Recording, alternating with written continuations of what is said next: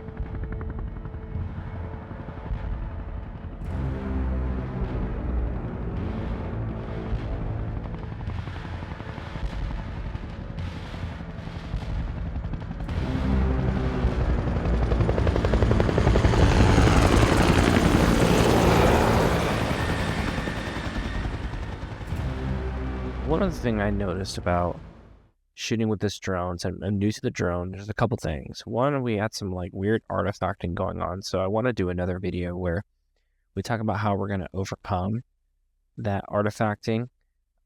Basically, it has to do with the shutter speed. This is one of the first times I recorded with the drone, and so yeah, we learned one of the benefits of doing an exercise like this. You can see what are some of the pitfalls. What are some of the problems that we came across, and how are we going to overcome it and fix it for when we're doing client work? Because that's when you can't afford to have these kind of errors happen. This is me recording out at one of a park near Sacramento. I was very much winging it, just kind of went out there. I knew in my mind what kind of shots I needed to get based on the video. If I wanted to really be super thorough about it, and if I was just getting started, I would have made a shot list and all that, but I have pretty decent memory, so I feel like I got enough shots to kind of convey what we were trying to do. How else am I approaching these drone shots? In general, you want to be thinking in editing terms, so we want to have 7 to 10 seconds per shot of just solid movement to give plenty of head and tail time to make necessary smooth edits. So when I'm flying my drone, I'm thinking about shots, even though there might be multiple shots in the same clip or multiple takes in the same clip. I'm thinking in my brain 10-second clips. So yeah, one of the things I learned so far in this drone journey is, one, I kind of just went up and started recording and kind of learning about this drone as I go. I didn't do a ton of research. But yeah, so I was pretty disappointed with how bad the artifacting was.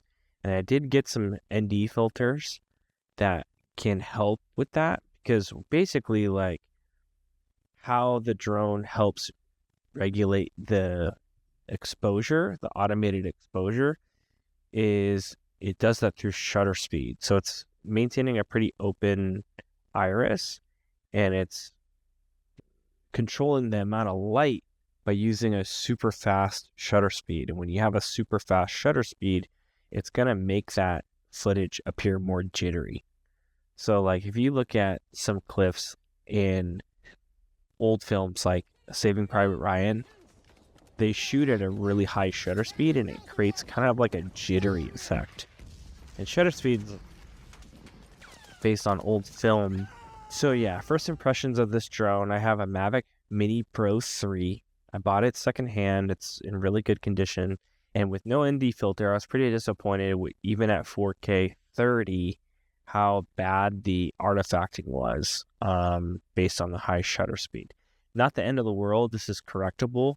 And I'll make another video where how we're going to use ND filters to fix that. And we'll go into more detail about that.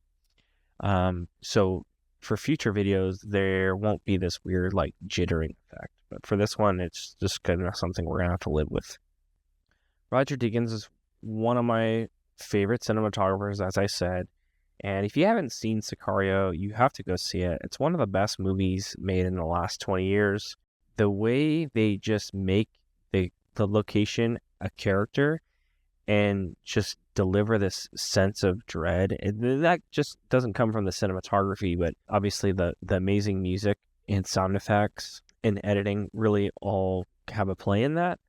But it really is just an example of like how cinematography can just really contribute to the feeling you get for a film. Like, there's one of the best examples of that. So if you haven't seen it, please go see it. It's an amazing movie.